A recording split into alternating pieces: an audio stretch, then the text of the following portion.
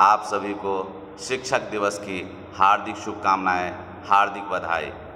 आज शिक्षक दिवस के पावन अवसर पर मैं अपने सभी सम्मानित शिक्षकों को हृदय से प्रणाम करता हूं।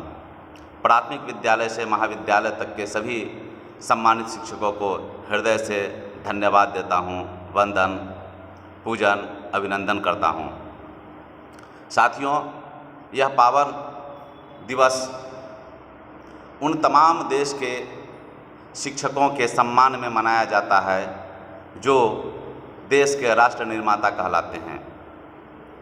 शिक्षक के बिना जीवन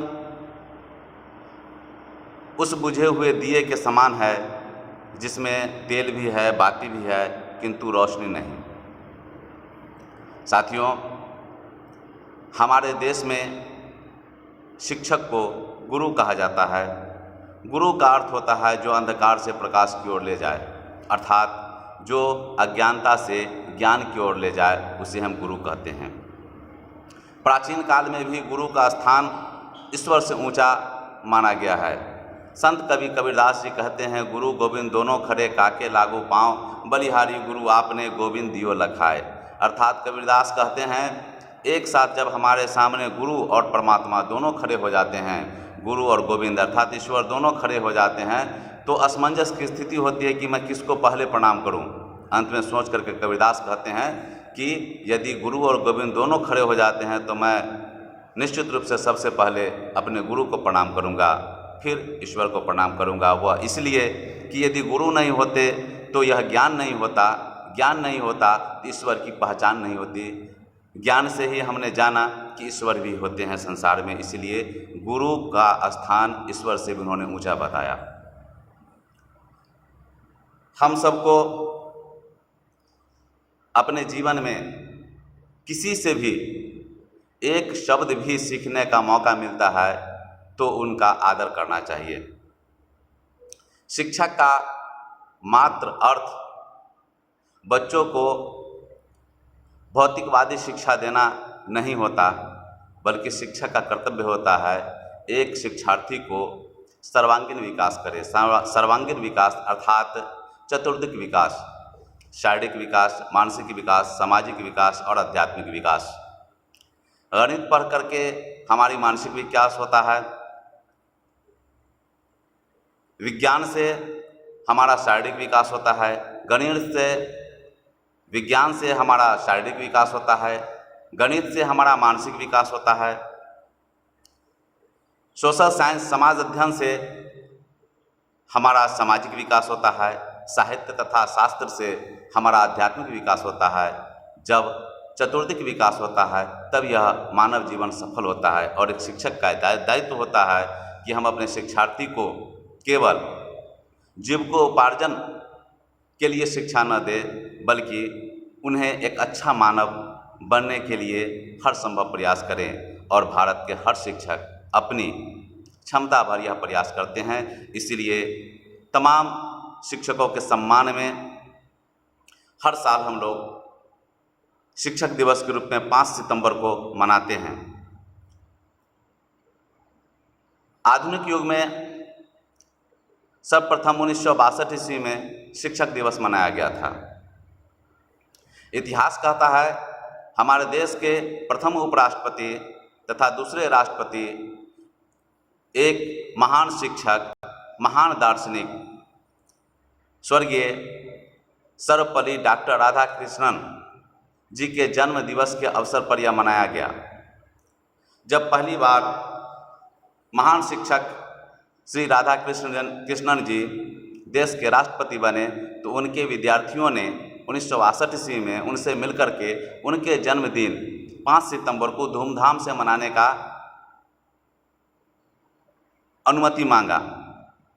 तब आदरणीय राष्ट्रपति जी सर्वपल्ली डॉक्टर श्री राधाकृष्णन जी ने कहा कि मेरे जन्म दिवस पर केवल मेरा जन्म दिवस क्यों मनाया जाए, 5 सितंबर को देश के और विश्व के सभी शिक्षकों के सम्मान में शिक्षक दिवस के रूप में मनाया जाए। तब से 5 सितंबर 1962 से अब तक प्रतिवर्ष भारत के सभी छात्र छात्राएं अपने शिक्षकों के सम्मान में शिक्षक दिवस के रूप में समारोह करते हैं और शिक्षकों को सम्मान में यह शिक्षक दिवस मनाते हैं।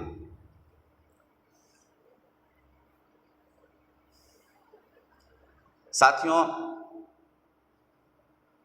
जब हम लोग छोटे थे तो एक बात जो मन में आई सो आज तक समझ में नहीं आया। 5 सितंबर को हम लोग प्रतिवर्ष सरकारी स्कूल में 1 रुपये में एक टिकट खरीदते थे शिक्षक दिवस का, और वो अपने जेब पर लगाते थे और 1 रुपये सर के पास जमा करते थे। जब हम प्राथमिक विद्यालय में थे तो अपने शिक्षक से पूछे थे, सर ऐसा क्यों किया जाता है? तो सर ने बताया था कि उस समय शिक्षकों का हालत बहुत ख़राब हुआ करता था, वेतन बहुत कम था, आर्थिक स्थिति बहुत दयनीय थी। बहुत सारे शिक्षक के परिवार या शिक्षक जब बीमार पड़ जाते थे तो उनके उचित इलाज के लिए पैसा नहीं रहता था। तब सरकार ने यह निर्णय लिया कि प्रतिवर्ष भारत के प्रत्येक छात्र छात्रा अपने शिक्षक के लिए 1 रुपये शिक्षक दिवस पर जमा करेंगे, सरकारी कोष में जमा होगा। और जब किसी शिक्षक के साथ अप्रिय घटना घटेगी, उस आपातकाल की स्थिति में उस पैसे का उपयोग किया जाएगा। मुझे तो आज तक याद नहीं है कि उस 1 रुपये जो 1962 से अब तक लिया जाता है प्रत्येक छात्र छात्रा से, वो भारत के किस कोष में जमा होता है और उसका कहाँ खर्च होता है, आज तक मुझे नहीं पता चला। यदि आप लोगों को पता चले तो निश्चित रूप से बताएंगे। और यदि सरकार के किसी व्यक्ति, प्रशासनिक व्यक्ति को यह मालूम हो कि वो 1 रुपये जो 1962 से अब तक हर विद्यालय में जमा किया था हर छात्र छात्रा के द्वारा, वो अब तक कितना रुपए हो गए और भारत के किन किन शिक्षकों के सुविधा के लिए, उनके बचाव के लिए, उनके स्वास्थ्य के लिए उस पैसे को खर्च किया गया। ये मेरे मन में सवाल उठा तो सोचा शिक्षक दिवस के अवसर पर इस बात को उठाया जाए। दूसरी बात है,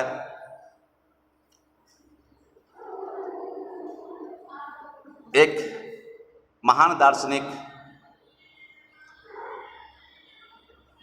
आधुनिक युग के महान चिंतक श्री ओशो रजनीश जी शिक्षक दिवस के अवसर पर कुछ बातें कहीं जो कहीं न कहीं समझ में आता है।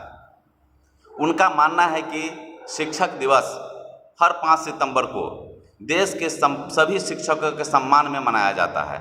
वह इसलिए कि इसी 5 सितंबर के दिन देश में एक ऐसा महान व्यक्ति जन्म लिया जिनका नाम सर्वपल्ली डॉक्टर श्री राधाकृष्णन पड़ा, और वो एक शिक्षक से महाविद्यालय के अध्यापक थे, फिर वो प्रधानाध्यापक बने और बाद में इस्तीफा दे करके, शिक्षक पद से इस्तीफा दे करके राष्ट्रपति बने। इस खुशी में देश के सभी शिक्षक अपने आप का सम्मान माने। उनको लगा कि हमारे बीच के एक शिक्षक देश के राष्ट्रपति बन गए, बहुत बड़ी बात हो गई, इसीलिए उनको सम्मानित किया गया। ओशो रजनीश कहते हैं कि यह एक शिक्षक के सम्मान और गौरव का विषय नहीं हो सकता है। उनका भी सोच तर्क उचित है। उनका मानना है कि राष्ट्रपति का मतलब होता है एक राष्ट्र का मालिक, देश का प्रथम नागरिक। अच्छी बात है, देश का प्रथम नागरिक होते हैं एक राष्ट्रपति, वो सम्मानित हैं और सदा सम्मानित रहेंगे। किंतु शिक्षक को तो उससे बड़ा दर्जा दिया गया है। शिक्षक को राष्ट्र निर्माता कहा जाता है, जो राष्ट्र का निर्माण करता है, और राष्ट्रपति राष्ट्र का मालिक होते हैं। अर्थात जब राष्ट्र निर्माता नहीं तो राष्ट्र नहीं, और राष्ट्र नहीं तो राष्ट्रपति नहीं। तो इस रूप में भी राष्ट्रपति से ऊंचा स्थान शिक्षक का होता है, जो राष्ट्र निर्माता है।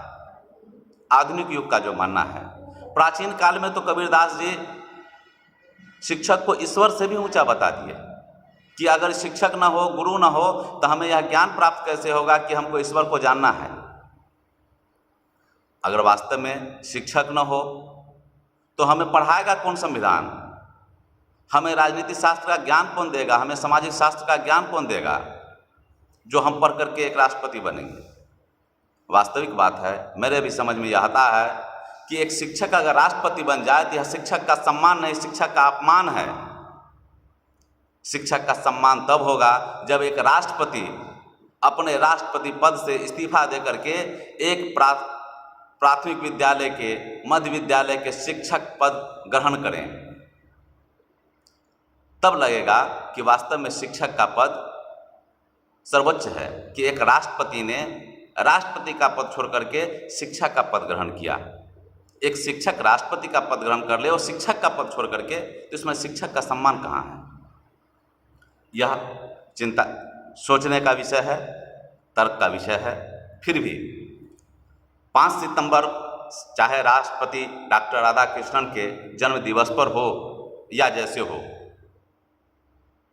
देश में सदा से शिक्षक सर्वमान्य रहे हैं, सदा सर्वमान्य थे और सदा सर्वमान्य रहेंगे। हम सबको यह ख्याल रखना कि चाहिए कि जीवन में एक शब्द भी, एक भी ज्ञान अगर किसी से मिला है तो उसका सम्मान करना चाहिए। और एक शिक्षक तो हमें बहुत सारे ज्ञान देते हैं। हकीकत यह है कि ज्ञान न किसी को कोई देता है और न दिया जा सकता है। शिक्षक और छात्र छात्रा दोनों में इतना ही अंतर है कि शिक्षक एक जला हुआ दीपक है जो जल रहा है, और विद्यार्थी जो होता है वह एक बुझा हुआ दीपक है जिसमें तेल भी है, बाती भी है, केवल लौ नहीं है। और शिक्षक में तेल है, बाती है और लौ भी है, वह प्रकाशमान है और यह अंधकार में है। बस फर्क इतना है कि उस जले हुए दिए को बुझे हुए दिए के समय पे ले जा करके उस पर स्पर्श करा दिया जाए तो उस दीप में, बुझे हुए दीप में भी प्रकाश आ जाएगा, क्योंकि प्रकाश तो उसमें है ही, केवल मार्गदर्शन चाहिए। वैसे ही हर बच्चे में संपूर्ण ज्ञान विद्यमान है, शिक्षक केवल मार्गदर्शक होते हैं जो उन्हें मार्गदर्शन करते हैं, और बच्चों के हृदय में जो ज्ञान है, जो ईश्वर का दिया हुआ महान संपदा है, वह स्वयं विकसित हो जाता है। फिर भी वो जो मार्गदर्शक हुए, शिक्षक हुए, गुरु हुए, उन्होंने जो मार्गदर्शन किया उसके लिए सदा उनका आभारी रहना चाहिए, हृदय से उसका सम्मान करना चाहिए। स्वयं डॉक्टर राधाकृष्णन जी कहते हैं कि यह संसार ही एक पाठशाला है और संसार की हर गतिविधि हमें ज्ञान देती है। निश्चित रूप से यह परिवार, समाज, राष्ट्र, देश, यह जीवन ही एक पाठशाला है, और जितना कुछ हम विद्यालय में सीखते हैं उससे ज़्यादा हमें जीवन में सीखने को मिलता है। और जिनसे भी हमने एक अक्षर भी ज्ञान पाया है उनका सम्मान करना चाहिए। और मैं इस पावन शिक्षक दिवस के अवसर पर अपने सभी